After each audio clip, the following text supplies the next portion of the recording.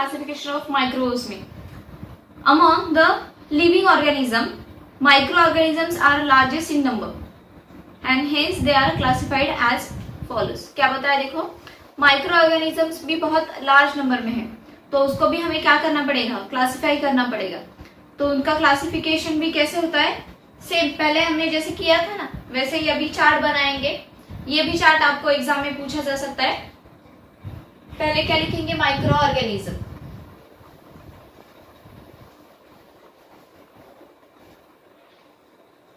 उसके बाद उसके दो ग्रुप्स आते हैं माइक्रो ऑर्गेनिजम्स के. तो वो दो ग्रुप्स कौन से हैं माइक्रो ऑर्गेनिज्म के,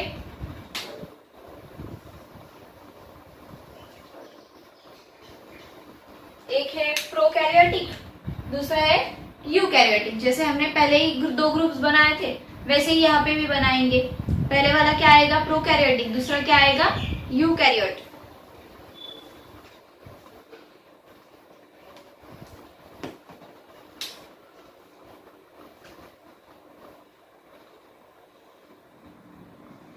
प्रोकैरियोट्स, दूसरा है हमारा यूकैरियोट्स. अब यहाँ पे माइक्रो ऑर्गेनिजम्स कौन से आएंगे, मतलब कि प्रोकैरियोटिक माइक्रो ऑर्गेनिजम्स कौन से हैं और यूकैरियोटिक कौन से हैं. तो प्रोकैरियोटिक में आते हैं बैक्टीरियाज, सिर्फ प्रोकैरियोटिक में कौन से आते हैं, बैक्टीरियाज आते हैं. और यूकैरियोटिक्स में कौन से आते हैं, तो प्रोटिस्टा आता है, फंगी आते हैं और अल्गी आता है. तो यहाँ पे लिखते चलो,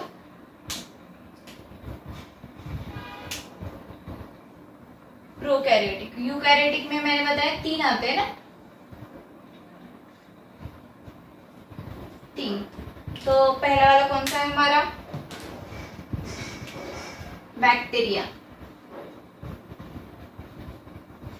सारे के सारे बैक्टीरिया कौन से है, प्रोकैरियोटिक से.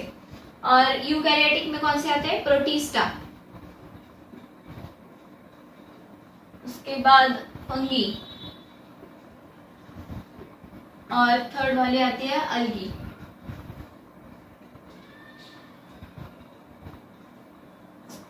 ये हमेशा ही भूल जाती है, अल्गी. ठीक है. और इनके साइज, अभी साइज कौन सी होगी, मतलब कि माइक्रो ऑर्गेनिजम्स के भी हर वक्त साइज होती है, वो हम मीटर में कन्वर्ट करते हैं. जैसे किलोमीटर का मीटर में कन्वर्जन करते हैं ना, वैसे ही यहाँ पे भी देखो 1 मीटर इक्वल्स टू 10⁶ माइक्रोमीटर, नहीं तो 1 मीटर इक्वल्स टू 10⁹ नैनोमीटर. यहाँ पे कन्वर्जन भी लिखती हूँ मैं. 1 मीटर इक्वल्स टू 10⁶ माइक्रोमीटर. और दूसरा है हमारा 1 मीटर इक्वल्स टू 10⁹ नैनोमीटर. ये दोनों कन्वर्जन्स भी आपको याद रखने. ये भी कभी कभी फिल इन द ब्लैंक्स, नहीं तो ट्रू और फॉल्स के लिए पूछे जा सकते. अभी ये माइक्रोमीटर कैसे लिखते हैं, इसके सिंबल्स भी है, देखो सिंबल्स भी बताती हूँ मैं आपको. माइक्रोमीटर का सिंबल है माइक्रोमीटर. और नैनोमीटर, तो नैनोमीटर के लिए एन, नैनोमीटर. ठीक है. मैंने क्या बताया, माइक्रो ऑर्गेनिजम्स के भी क्लासिफिकेशन होते हैं. माइक्रो ऑर्गेनिजम्स के क्लासिफिकेशन में दो ग्रुप्स आते हैं. तो दो ग्रुप्स कौन से हैं हमारे, प्रोकैरियोटिक आता है, उसके बाद यूकैरियोटिक आता है. प्रोकैरियोटिक में हम सिर्फ एक ही माइक्रो ऑर्गेनिजम्स डालते हैं, वो कौन सा है, बैक्टीरिया. और यूकैरियोटिक में कौन से है, तीन है क्लासिफिकेशन में, तीन माइक्रोब्स है. पहला वाला है प्रोटिस्टा, दूसरा फंगी और तीसरा रहता है अल्गी. फिर उसकी साइज देखिए, साइज को देखो 1 मीटर से कंपेयर किया हमने. 1 मीटर इक्वल्स टू 10⁶ माइक्रोमीटर, नहीं तो 10⁹ नैनोमीटर. 9 नैनो, ऐसे याद रखना है आपको, 9 नैनो. और उसका सिंबल भी कैसे आएगा, एन से स्टार्ट होगा, एन मीटर. मीटर का वैसे ही हम एम लिखते हैं, तो एन एम आएगा. ये हुआ हमारा क्लासिफिकेशन ऑफ ऑर्गेनिज्म. अब ये सारे ऑर्गेनिजम्स के, माइक्रोब्स के हमें क्लासिफिकेशन कैरेक्टरिस्टिक्स देखने. तो पहले से स्टार्ट करते हैं हम बैक्टीरिया से. ठीक है. ये वाला चार्ट आप यहीं से कॉपी कर लो. और मैंने क्या बताया, ये वाले जो कन्वर्जेंस है, ये साइज जो दिया है वो आपको पेपर में फिल इन द ब्लैंक्स, नहीं तो ट्रू और फॉल्स के लिए पूछा जा सकता है. और ये वाला चार्ट जो है आपको कंप्लीट द टेबल आता है ना, वहां पे भी पूछा जा सकता है। चलो हम अभी बैक्टीरियाज के ये देखते हैं, कैरेक्टरिस्टिक्स देखते हैं। तो बैक्टीरिया की साइज जो रहती है वो कैसी रहती है, 1 माइक्रोमीटर टू 10 माइक्रोमीटर रहती है। यहाँ पे लिखती हूं मैं साइज, कैसी है उनकी साइज, 1 माइक्रोमीटर टू 10 माइक्रोमीटर।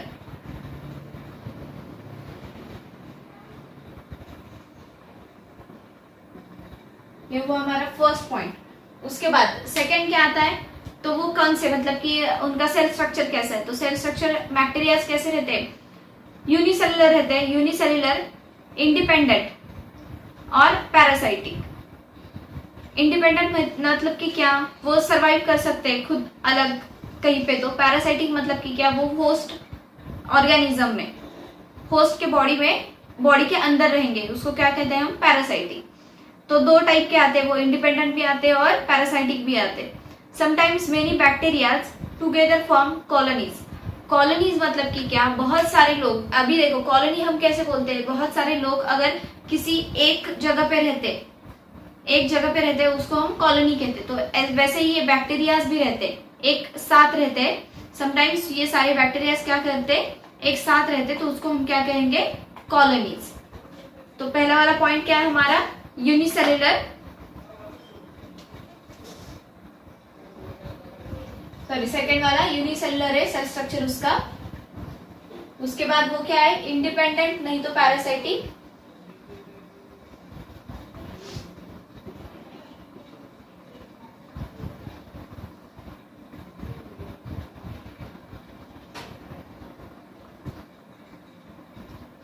ठीक है, पैरासाइटिक ऑर्गेनिज्म है। उसके बाद थर्ड जो आता है वो है prokaryotic cell. Bacteria cell is a prokaryotic with the cell wall but distinct nucleus और cell organelles are absent.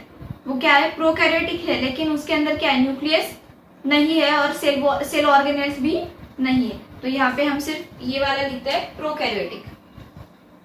Bacterial cell क्या है, प्रोकैरियोटिक। फोर्थ जो आती है वो है हमारे, उनका रिप्रोडक्शन कैसे होता है। तो उनका रिप्रोडक्शन होता है बाइनरी फिजन से, reproduce by simple binary fission.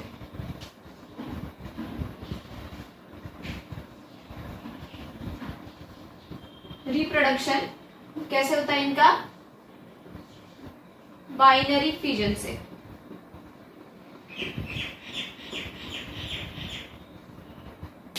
और फोर्थ है इन अ फेवरेबल, फिफ्थ है in a favourable condition bacteria grows vigorously and can double their number in 20 minutes. तो कुछ मतलब कि उनका फेवरेबल कंडीशन अगर आता है तो वो विगरसली मतलब कि फास्ट रेट में उनका रिप्रोडक्शन हो जाता है और 20 मिनट्स में वो डबल हो जाते हैं।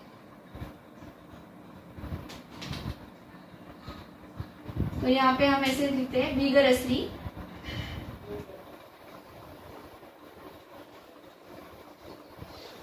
vigorously multiplied or reproduce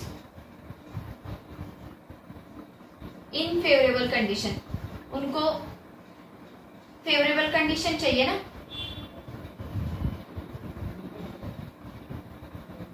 ठीक है। ये हुए हमारे सारे बैक्टीरियाज के कैरेक्टरिस्टिक्स। अब कौन से टाइप के बैक्टीरियाज रहते हैं, तो बैक्टीरियाज 4 टाइप के रहते हैं, सॉरी 5 टाइप के रहते हैं। पहला है कोकस।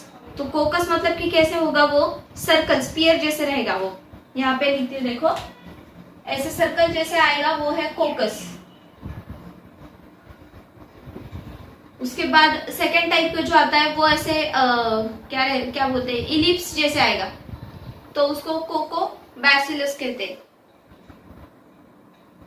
ऐसे कोको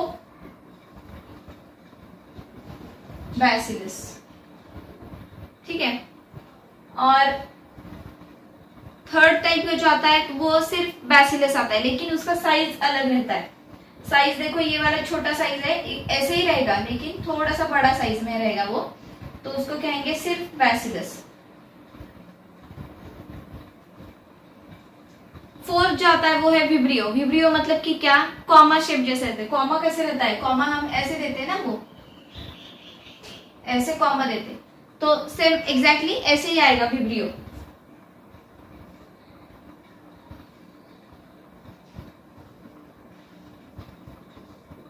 विब्रियो। उसके बाद का जो आता है वो है स्पिरिलम। स्पिरिलम मतलब कि स्पाइरल, स्प्रिंग कैसे रहता है वैसे ही।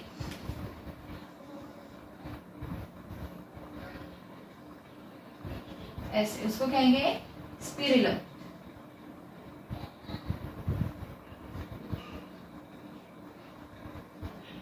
तो ये 5 टाइप के बैक्टीरिया। पहले वाला क्या बोला मैंने, कोकस। कोकस मतलब कि ऐसे स्पीयर जैसे आएगा, सर्कल जैसे आएगा वो। कोकोबैसिलस मतलब कि कैप्सूल कैसे रहता है वैसे सेम एग्जैक्टली कैप्सूल जैसे आएगा। सिर्फ बैसिलस आया तो कैप्सूल जैसे ही रहेगा, लेकिन उसका साइज थोड़ा सा बड़ा रहेगा उसका। विब्रियो आएगा तो वो कॉमा शेप में आएगा सेम। और स्पिरिलम मतलब कि स्प्रिंग जैसे रहेगा। ठीक है, ये हुआ हमारे बैक्टीरिया और उसके कैरेक्टरिस्टिक्स। सेकेंड माइक्रोब स्टार्ट करते हैं। सेकेंड माइक्रोब्स का नाम बताया मैंने, प्रोटोजोआ। तो उसका साइज क्या है? प्रोटोजोआ का साइज रहता है अप्रोक्सीमेटली 200 माइक्रोमीटर। कल उस दिन में हमें क्या दिखा था हमने, साइज 200 माइक्रोमीटर। ये हुआ हमारा फर्स्ट पॉइंट। सेकेंड कैरेक्टरिस्टिक्स क्या है उसका? तो protozoans are found in the soil, fresh water and sea water. कहाँ पे उनका हैबिटेट क्या है? तो सॉइल में भी मिल सकते हैं वो, फ्रेश वाटर में भी मिलते हैं, और ओशनिक वाटर मतलब सी वाटर में भी मिलते हैं, सॉल्टी वाटर में भी मिलते हैं। तो यहाँ पे मैं हैबिटेट लिखती हूँ।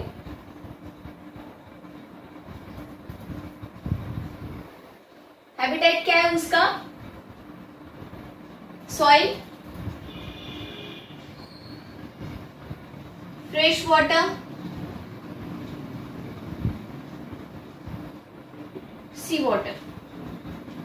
उसके बाद और कहाँ पे फाइंड आउट होते हैं? मतलब कि सॉइल पे भी मिलते हैं, फ्रेश वाटर में मिलते हैं और सी वाटर में भी मिलते हैं। और कहाँ पे मिलते हैं? तो वो कहाँ पे मिलते हैं? Found in the body of other organism and are pathogenic. क्या है वो? पैथोजेनिक।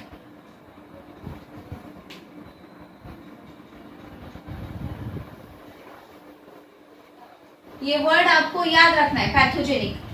पैथोजेनिक मतलब कि क्या, वो कहाँ पे फाइंड आउट होते हैं? The body of other organism. कहाँ पे फाइंड आउट होते हैं? इन the body of other organism. उसके बाद उनका सेल स्ट्रक्चर देखना है। तो सेल स्ट्रक्चर कैसा है इनका? प्रोटोजोआ का एग्जाम्पल देखते हैं। पहले एग्जाम्पल बताती हूँ। प्रोटोजोआ का एग्जाम्पल है पैरामोशियम।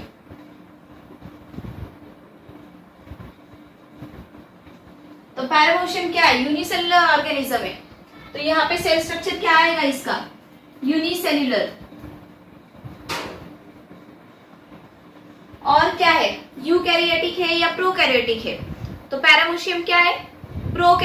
यूकैरियोटिक है। Unicellular and eukaryotic.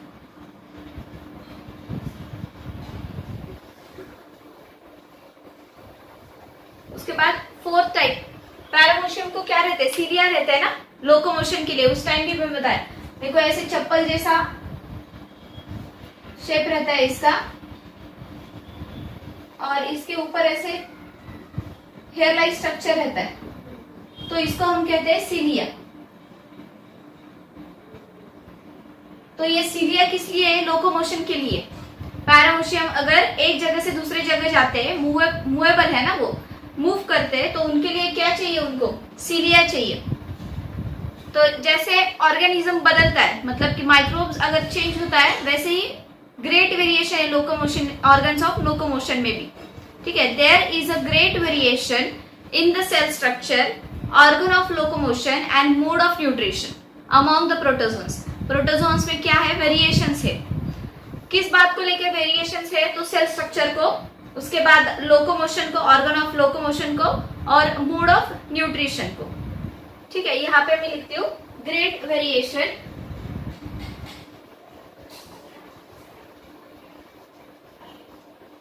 Great variation कौन सी चीजों में ग्रेट वेरिएशन है?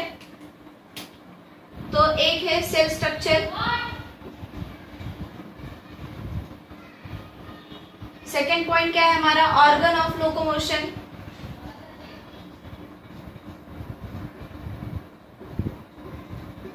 और थर्ड पॉइंट क्या बोला मैंने?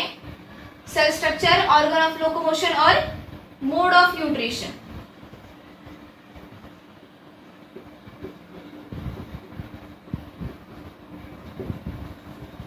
ये हुआ हमारा फोर्थ पॉइंट। उसके बाद फिफ्थ पॉइंट क्या है, this organism reproduce by the simple cell division.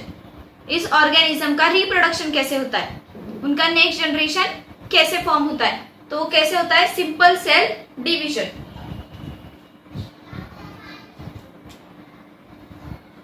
तो यहां पे लिखती हूं मैं रिप्रोड्यूस और रिप्रोडक्शन कैसे होता है, सिंपल सेल डिवीजन।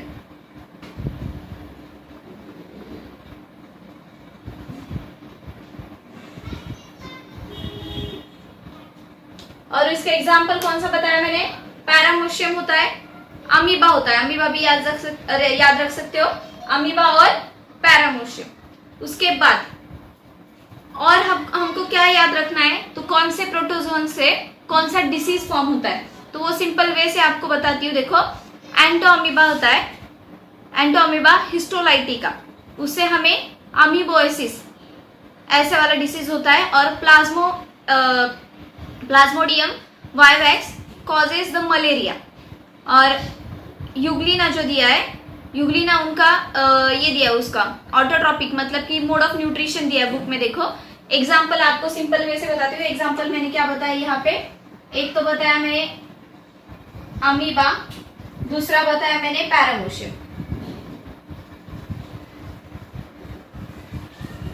ठीक है, एक बार फिर से ये वाला रिपीट करती हूँ कैरेक्टरिस्टिक्स पहले, और उसके बाद मैं डिसीज वाली बताती हूँ। पहले देखो मैंने क्या बोला, प्रोटोजोन्स की साइज कितनी रहती है, 200 माइक्रोमीटर तक रहती है। ठीक है, अप्रोक्सीमेटली 200 माइक्रोमीटर इतनी रहती है। उसके बाद हैबिटेट, हैबिटेट मतलब कि क्या, ये प्रोटोजोन्स रहते कहाँ पे, तो रहते कहाँ पे, ये वो सॉइल में रहते हैं, फ्रेश वाटर में रहते हैं और सी वाटर में रहते हैं। उसके बाद वो क्या है, पैथोजेनिक। पैथोजेनिक मतलब कि क्या, वो और कहाँ पे मिलते, और कहाँ पे मिलते, इन the body of other organism. ये 4 जगह तक मिलते। कौन से बोला मैंने, हैबिटेट, सॉइल, फ्रेश वाटर, सी वाटर। उसके बाद और कौन सी है, इन the body of other organism, ये एरो, ठीक है, इन the body of other organism. और वो कौन से क्या है, वो है पैथोजेनिक। क्या है वो, पैथोजेनिक। उसके बाद उनका सेल स्ट्रक्चर याद रखना है। सेल स्ट्रक्चर कौन सा है इनका, यूनिसेल्युलर है और यूकैरियोटिक है। वो यूनिसेल्युलर और यूकैरियोटिक। इनमें क्या होता है, ग्रेट वेरिएशन होता है। कौन सी चीजों में ग्रेट वेरिएशन होता है, तो सेल स्ट्रक्चर में ग्रेट वेरिएशन आता है। उसके बाद ऑर्गन ऑफ लोकोमोशन बताया था मैंने। देखो बैक्टीरिया में भी पैरामोशियम को सीलिया रहता है, अमीबा को सीडोपोडिया रहता है और यूग्लिना को फ्लैजेला रहता है। मतलब कि लोकोमोटरी ऑर्गन हर टाइम क्या होता है, चेंज होता रहता है। इसलिए मैंने क्या बोला, great variation in the organ of the locomotion. उसके बाद मोड ऑफ न्यूट्रिशन में भी वेरिएशंस आते हैं। कैसे आते हैं, वो सैप्रोफाइटिक भी हो सकते हैं। उसके बाद क्या होंगे, वो ऑटोट्रॉपिक होंगे, नहीं तो हेटरोट्रॉपिक होंगे। तो इसलिए मोड ऑफ न्यूट्रिशन भी क्या होता है, वेरिएशन आता है। उसके बाद रिप्रोडक्शन कैसे होता है इनका, मतलब कि प्रोटोजोन्स का रिप्रोडक्शन, उनका नेक्स्ट जनरेशन कैसे फॉर्म होता है, तो रिप्रोडक्शन होता है इनका सिंपल सेल डिवीजन में। कैसे होता है, सिंपल सेल डिवीजन। बैक्टीरिया का क्या बताया था मैंने, बैक्टीरिया का बताया था बाइनरी फिजन से होता है। इनका कैसे होता है, सिंपल सेल डिवीजन से होता है। और इसके एग्जाम्पल क्या है, अमीबा और पैरामोशियम।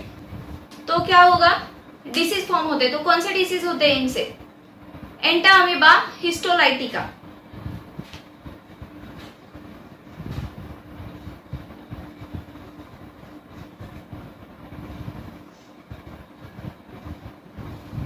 Sorry, histolytica, histolytica.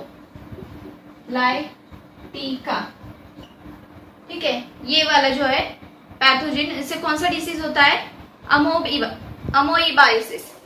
तो स्पेलिंग देखो, अमीबा का ही स्पेलिंग लिखना है, सिर्फ ये लिखना है। उसके बाद दूसरा कौन सा है, प्लाज्मोडियम वाइवेक्स। तो प्लाज्मोडियम वाइवेक्स से क्या होता है,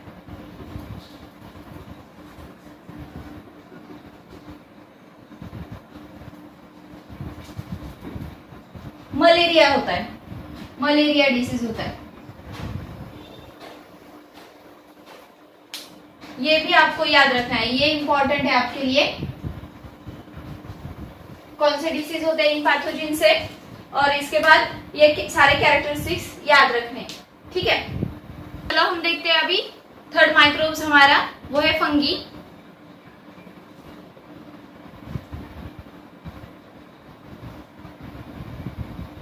तो स्टार्ट करते हैं। साइज कितना होता है फंगी का? अप्रोक्सीमेटली 10 माइक्रोमीटर टू 100 माइक्रोमीटर तक। क्या है साइज इसका? 10 माइक्रोमीटर टू 100 माइक्रोमीटर। ये हुआ फर्स्ट पॉइंट। उसके बाद क्या आता है, कहाँ पे मिलता है, हैबिटेट क्या है इसका? तो फंगी कहाँ पे मिलता है? डिकेइंग ऑर्गेनिक मैटर और डेड बॉडीज पे मिलता है। तो हैबिटेट क्या हुआ इसका?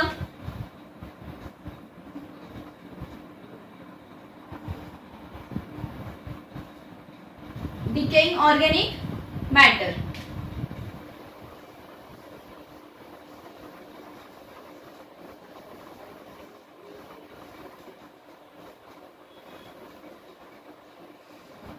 और डेड बॉडीज।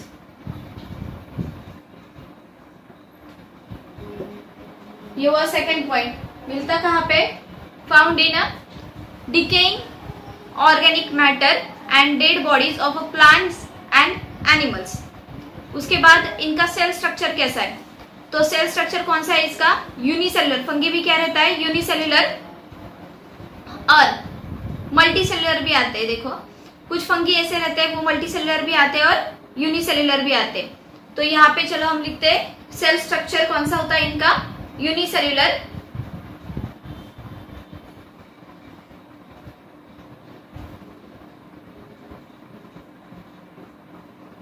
और कौन से होते हैं वो? Eukaryotic.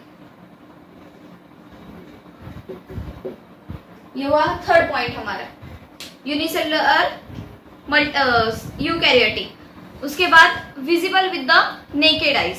Visible with the naked eyes मतलब कि क्या? वो हमारे कोई मतलब कि ऐसे फंगीज जो रहते हैं वो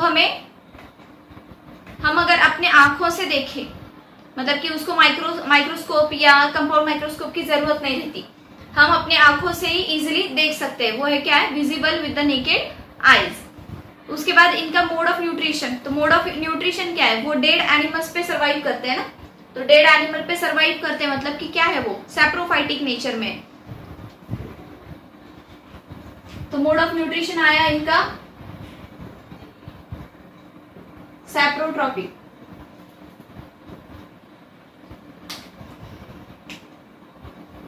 सेकेंड, थर्ड और फोर्थ, ये क्या है इनका? Mode of nutrition. उसके बाद रिप्रोडक्शन कैसे होता है? तो फंगी का रिप्रोडक्शन दोनों टाइप से होता है, मतलब कि सेक्सुअली रिप्रोडक्शन भी होगा और असेक्सुअली रिप्रोडक्शन भी होगा। They reproduce sexually and asexually by the cell division और बाय अ बडी।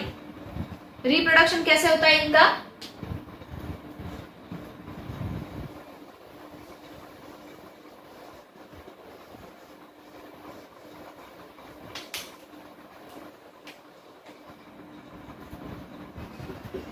सेक्सुअली और बाय असेक्सुअली।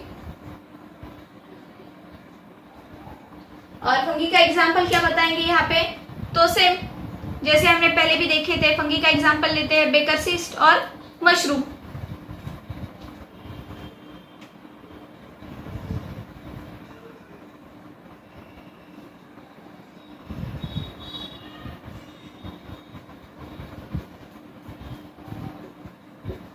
ये हुए इसके एग्जाम्पल। फिर से एक बार रिपीट करती हूँ। देखो साइज क्या है इनका? 10 micrometre to 100 micrometre. Okay. Found on, कहाँ पे मिलता है वो? Found on decaying organic matter और डेड बॉडीज। उसके बाद इनका सेल स्ट्रक्चर कैसा है? तो यूनिसेलुलर है और यूकैरियोटिक से। और उनका मोड ऑफ न्यूट्रिशन, ये क्या बताया मैंने? Mode of nutrition. इनका मोड ऑफ न्यूट्रिशन क्या है? सैप्रोट्रॉपिक। रिप्रोडक्शन कैसे होता है? रिप्रोडक्शन होता है सेक्सुअली और असेक्सुअली। और एग्जाम्पल बताया मैंने बेकर्स ईस्ट और मशरूम। ठीक है, यहाँ तक कॉपी कर लो।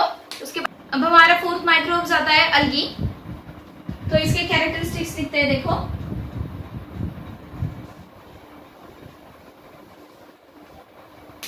तो फर्स्ट है साइज। साइज से स्टार्ट करते हैं। साइज क्या है? Approximately 10 micrometre to 100 micrometre, same as fungi. Size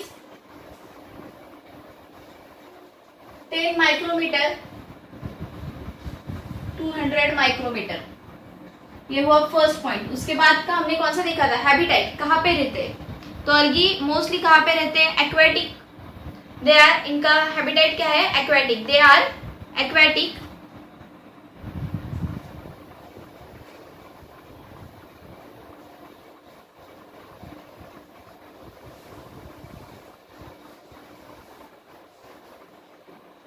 third क्या देखा था? Cell structure. तो अलगी भी क्या है? यूनिसेलुलर है।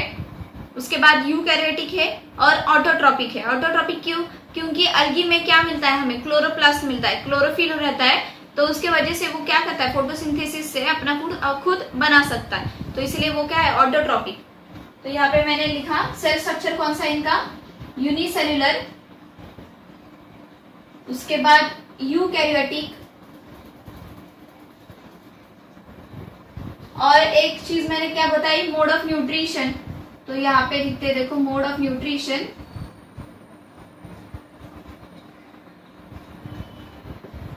क्या था इनका मोड ऑफ न्यूट्रिशन? ऑटोट्रॉपिक।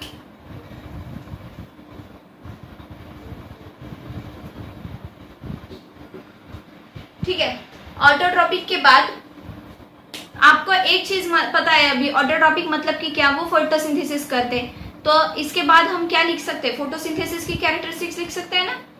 और एक पॉइंट ऐड कर सकते हैं इसमें फोटोसिंथेसिस का। Photosynthesis is carried out with the help of chloroplast present in the cell. कैसे लिखेंगे अभी? Photosynthesis is carried out with the help of chloroplast. Chloroplast तो चाहिए उसमें, उसके इसीलिए तो वो क्या है? ऑटोट्रॉपिक है ना। उसके बाद एग्जाम्पल, इस अलगी का एग्जाम्पल कौन सा है? क्लोरेला। और ये इजी वाला एग्जाम्पल लिखते देखो, क्या बताया मैंने एग्जाम्पल इसका? क्लोरेला। क्लोरेला कैसे लिखेंगे? क्लोरेला। ठीक है।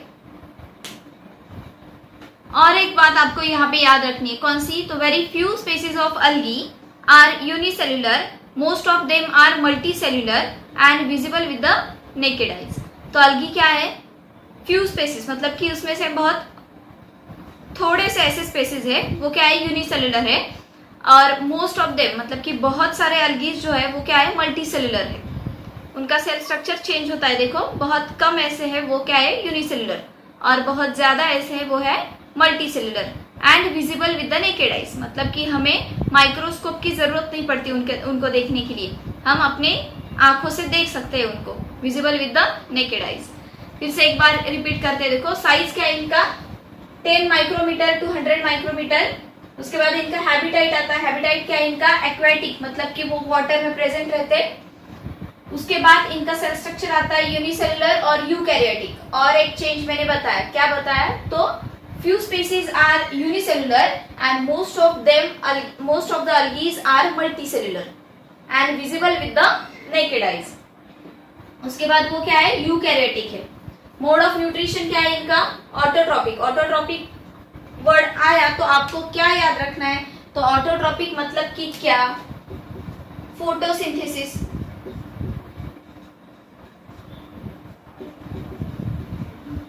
और जहां पे फोटोसिंथेसिस आता है वहां पे क्लोरोप्लास्ट आता है। तो algae can make their own food by the process of photosynthesis with the help of chloroplast. ये हुआ। उसके बाद उसका एग्जांपल बताया मैंने, क्लोरेला। ठीक है, ये algae के सारे कैरेक्टरिस्टिक्स अभी कॉपी कर लो तब तक। लास्ट माइक्रोब्स वो है वायरस।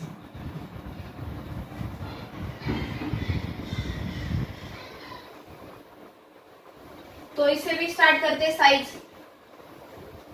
तो साइज इनका क्या होता है, माइन्यूट साइज है, मतलब कि बहुत छोटा है। बैक्टीरिया से 10 टाइम्स इसका जो साइज है वो कम है। ठीक है, इसका साइज क्या है, 10 नैनोमीटर टू 100 नैनोमीटर। क्या बताया मैंने, माइन्यूट 10 नैनोमीटर टू 100 नैनोमीटर। उसके बाद इनका हैबिटेट, वो कहाँ पे रहते, ठीक है, वो कहाँ पे रहते हैं, तो वो इंडिपेंडेंटली भी रह सकते हैं, नहीं तो वो होस्ट के बॉडी के अंदर रहते हैं। देखो वायरसेस बहुत ज्यादातर की बॉडी के अंदर रहते, किसी अदर ऑर्गेनिज्म के बॉडी के अंदर रहते हैं, नहीं तो प्लांट्स, एनिमल्स इनके बॉडी के अंदर रहते। तो वो क्या होता है, तो वो हार्मफुल रहते, वायरसेस क्या रहते, हार्मफुल रहते, वो हर टाइम क्या करते, इन्फेक्ट करते सेल्स को। तो मान लो देखो, पहले स्टार्ट करते हैं हम characteristic. Generally virus are not consider as a living organism, virus हम लिविंग ऑर्गेनिज्म में कंसिडर नहीं करते, और they are said to be organism at the edge of living and non living, they are studied under the microbiology. Viruses को हम non living कह सकते, मतलब कि लिविंग ऑर्गेनिज्म में हम कंसिडर नहीं करते। Organism at the edge of, मतलब कि वो नॉन लिविंग भी नहीं है और लिविंग भी नहीं है, उनके एज पे देखो, बॉर्डर पे है उनके लिविंग और नॉन लिविंग के।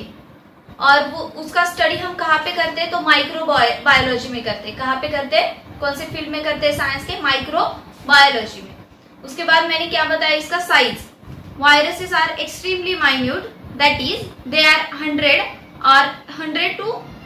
10 to 100 times smaller than the bacteria. Bacteria से क्या है, वो 10 to 100 टाइम्स स्मॉल है। इनका साइज क्या बताया मैंने, 10 नैनोमीटर टू 100 नैनोमीटर। साइज क्या है इनका, 10 नैनोमीटर टू 100 नैनोमीटर। तो बैक्टीरिया से बहुत छोटे हैं, तो वो कंपाउंड माइक्रोस्कोप में, नहीं तो सिंपल माइक्रोस्कोप में दिखेंगे क्या, तो नहीं दिखते। वो कहाँ पे दिखते हैं, सिर्फ इलेक्ट्रॉन माइक्रोस्कोप में। तो मैं यहाँ पे लिखती हूँ,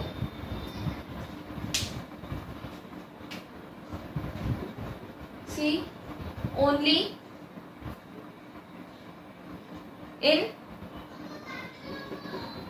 with electron microscope.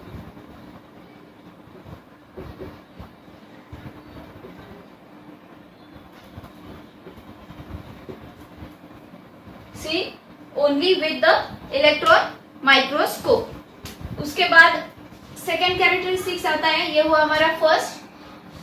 Second characteristics क्या है इसका, they are found in the form of independent particle, मतलब कि इनका हैबिटेट वो कैसे मिलते हैं हमें, कहाँ पे फाइंड आउट होते हैं, तो इंडिपेंडेंट पार्टिकल है।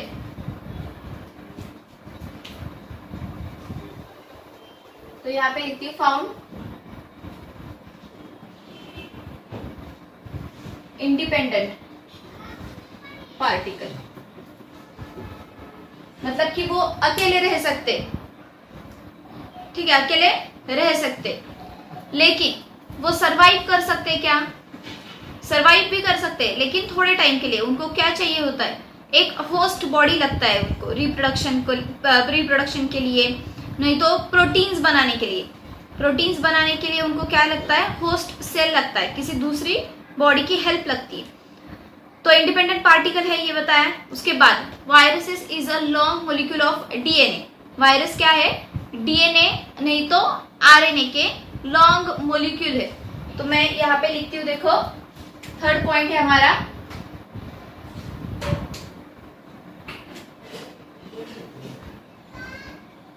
Viruses are long molecule of, किसके लॉन्ग मॉलिक्यूल है वो,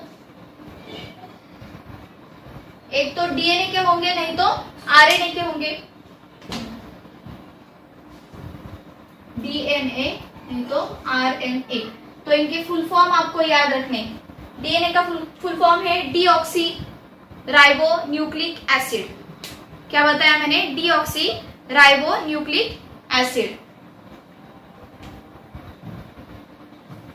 D oxy ribo deoxyribo, N का है न्यूक्लिक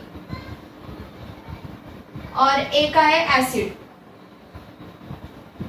ठीक है, हो गया डीऑक्सीराइबो न्यूक्लिक एसिड। तो आरएनए का क्या होगा, सिर्फ राइबो न्यूक्लिक एसिड। आरएनए का क्या आता है, ये डीऑक्सी कट कर देते हैं और क्या आता है यहाँ पे सिर्फ राइबो न्यूक्लिक एसिड। ये दोनों का फुल फॉर्म आपको याद रखना है, पेपर में कभी कभी पूछे जा सकते। उसके बाद लॉन्ग मॉलिक्यूल होता है और वो वायरस कैसे कोटिंग किया जाता है उसके ऊपर। कोटिंग कौन सा होता है, प्रोटीन का कोटिंग होता है। मान लो ये हमारा वायरस है, सपोज ये हमारा क्या है, वायरस है। इनके अंदर क्या होता है, डीएनए नहीं तो आरएनए होता है और इसके ऊपर प्रोटीन का कोट है। क्या है इनके ऊपर, प्रोटीन का कोट। ठीक है, the viruses survive only in the living plant और एनिमल। मैंने पहले ही बताया वायरस इंडिपेंडेंट पार्टिकल है, लेकिन क्या होता है उनको एक होस्ट बॉडी लगता है। तो होस्ट बॉडी क्या होना चाहिए, एक लिविंग बॉडी होना चाहिए। मतलब कि क्या, नहीं तो वो प्लांट होना चाहिए, नहीं तो एनिमल होना चाहिए। तो viruses survive only in the plant और animal cell and produce their own proteins. वो क्या करते हैं, उनके खुद के प्रोटीन्स बनाता है वो, with the help of cell. कौन सा सेल चाहिए उनको, होस्ट सेल चाहिए। To create the numerous replica. मतलब कि क्या होता है, देखो ये हमारा वायरस है। ठीक है, ये वायरस क्या करता है, एक होस्ट बॉडी के अंदर चला जाता है। तो मान लो हमने यहाँ पे एक प्लांट निकाला, मैंने प्लांट नहीं तो एनिमल चाहिए, तो प्लांट निकाला। तो ये वायरस एंटर करेगा, ये वायरस क्या करेगा, एंटर करेगा। इसको कहते हैं हम होस्ट बॉडी। ठीक है, ये प्लांट मतलब कि क्या है, ये हमारा होस्ट है। ये वायरस इसके बॉडी में एंटर किया, यहाँ पे लिखा मैंने एंटर। एंटर करने के बाद वो क्या करता है, एंटर होने के बाद वो प्रोटीन सिंथेसिस करता है। यहाँ पे एंटर हुआ, उसने क्या किया, प्रोटीन सिंथेसिस किया। प्रोटीन सिंथेसिस कैसे करता है वो, तो प्रोटीन सिंथेसिस के लिए वो क्या करता है, with the help of host cell. इसकी हेल्प लेगा वो, इसकी सेल की हेल्प लेगा वो और प्रोटीन सिंथेसिस करेगा। प्रोटीन सिंथेसिस हो जाने के बाद वो क्या करता है, न्यूमरस रेप्लिकास फॉर्म करता है। मतलब कि एक वायरस इसने एंटर किया, अब कितने वायरस, बहुत सारे वायरस फॉर्म होंगे, बहुत सारे वायरस यहाँ पे फॉर्म होंगे। ये है बहुत सारे वायरस। ठीक है, इस प्लांट के अंदर बहुत सारे वायरस फॉर्म हो गए। अभी उसने क्या किया, फिर बहुत सारे वायरस फॉर्म होने के बाद उसने होस्ट सेल को ही डिस्ट्रॉय कर दिया। होस्ट सेल हमारा क्या हो गया, फिर मर गया। अभी होस्ट सेल, इस होस्ट सेल को क्या किया, डिस्ट्रॉय। डिस्ट्रॉय करने के बाद अब वो फ्री हो गया। अब ये पेड़ क्या होगा, मर गया। मतलब कि इसके सारे सेल्स क्या हो गए, मर गए। अभी वो क्या हुआ, फ्री हो गया। मतलब कि फिर से वो इंडिपेंडेंट हो गया। ये डिस्ट्रॉय होने के बाद क्या होगा, फिर से वो इंडिपेंडेंट हुआ। इंडिपेंडेंट होने के बाद वो दूसरे सेल को इन्फेक्ट करता है। देखो, दूसरे सेल को इन्फेक्ट करता है, मतलब कि दूसरा पेड़ आएगा फिर यहाँ पे। अब मैंने दूसरा एक पेड़ निकला। ठीक है, तो अब ये क्या करेगा, अब ये पार्टिकल मतलब कि ये वायरस अभी इसको इन्फेक्ट करेगा। ठीक है, आया समझ में आपको। ये क्या बताया मैंने पहले, फाउंड कैसे होता है, वो इंडिपेंडेंट पार्टिकल है। ठीक है, वो अकेला रहता है, लेकिन अकेला रहने के बाद वो क्या करता है, उसके ऊपर एक प्रोटीन कवरिंग रहता है, प्रोटेक्शन रहता है उनका। क्या रहता है, प्रोटीन कवरिंग। तो फिर वो क्या करता है, एक लिविंग बॉडी के अंदर घुस जाता है। लिविंग बॉडी कौन सा है, देखो हमारा प्लांट नहीं तो एनिमल रहेगा। तो क्या हुआ, ये वायरस घुस गया इस प्लांट के अंदर, एंटर किया इसने यहाँ पे। होस्ट बॉडी के सेल के हेल्प से वो क्या करता है, प्रोटीन सिंथेसिस करता है इस बॉडी के हेल्प से। वो प्रोटीन सिंथेसिस करता है। प्रोटीन सिंथेसिस करने के बाद वो बहुत सारे रेप्लिकास बनाता है, मतलब इसके जैसे ही बहुत सारे वायरसेस बनाता है। वो बहुत सारे वायरस अपने फ्रेंड्स को बनाया इसने, तो ये सारे के सारे मिला के इसको डिस्ट्रॉय कर देते, मतलब कि जिसके बॉडी में गए उसी को डिस्ट्रॉय किया उन्होंने। डिस्ट्रॉय करने के बाद फिर से वो फ्री हो गए। फिर से फ्री होने के बाद अब चले ये दूसरे को इन्फेक्ट करने के लिए, तो इस ट्री को भी वो इन्फेक्ट करते। ऐसे ही वायरसेस हर टाइम इंडिपेंडेंट रह के एक दूसरे प्लांट को नहीं तो लिविंग ऑर्गेनिज्म को इन्फेक्ट करते जाते। तो इसलिए बहुत सारे वायरसेस ऐसे हैं जो डिसीज बनाते, मतलब कि डिसीज होते हैं बहुत सारे वायरसेस से प्लांट्स और एनिमल्स को। तो फिफ्थ पॉइंट क्या है हमारा, the viruses cause many disease to a plants and animals. ठीक है, यहां तक आया समझ में? मैंने क्या बोला यहाँ पर, आपको ये दोनों के फुल फॉर्म याद रखने हैं, और उसके बाद इंडिपेंडेंट पार्टिकल और कैसे इन्फेक्ट करता है वो, ये आपको याद। आपको हमारा ये वीडियो कैसे लगा ये हमें कमेंट करके बताइएगा, और दूसरे कौन सी टॉपिक पे आपको वीडियोस चाहिए वो भी बताइए। अगर हमारा वीडियो आपको अच्छा लगा है तो लाइक एंड शेयर जरूर कर दीजिएगा, और अभी तक आपने हमारा चैनल भी सब्सक्राइब नहीं किया होगा तो प्लीज़ वो सब्सक्राइब कीजिए। उससे क्या होगा, आपको हमने अगर कौन से नई वीडियोस अपलोड किए तो उसका नोटिफिकेशंस मिल जाता है इजीली। और हमारे ऑनलाइन क्लासेस का आपको ऑनलाइन क्लासेस में आपको पार्टिसिपेंट करना है तो प्लीज़ आप ऊपर जो नंबर्स दिए गए उससे हमें कांटेक्ट कर दीजिएगा। Thanks for watching this video, bye bye.